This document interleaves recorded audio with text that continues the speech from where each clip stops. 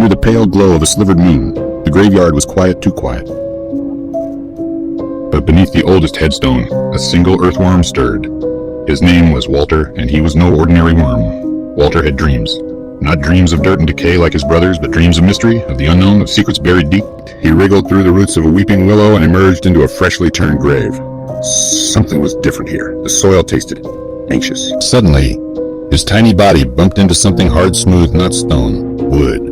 A coffin. But it was slightly open. That's odd, Walter thought. Coffins don't open themselves.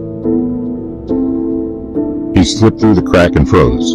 A pair of eyes met his. Wide, awake.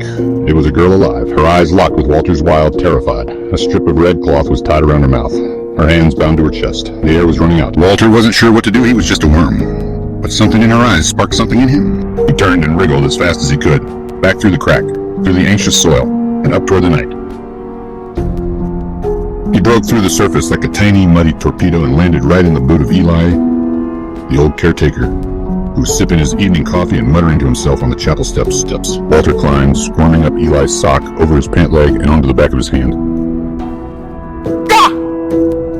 Eli flinched, and Walter was flung through the air splash, right into the man's coffee mug. The caretaker cursed, ready to hurl the cup when he froze. Floating in the black swirl beside the worm was a single, unmistakable thread of red fabric, frayed and damp. He plucked it out, stared. Recognition hit him like thunder. That can't be. That girl, she was declared dead this morning. The cup fell from his hand. A moment later, shovel in hand, Eli was sprinting across the graveyard like a man half his age.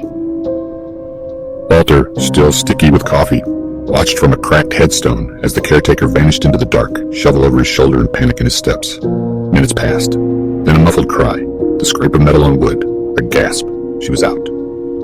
Alive. The girl sobbed into the night air as Eli wrapped her in his coat. You're safe now. You're safe. Walter didn't need thanks. He simply slid back beneath the earth, his tiny heart full. He'd followed his instincts, chased a whisper in the soil, and changed a life.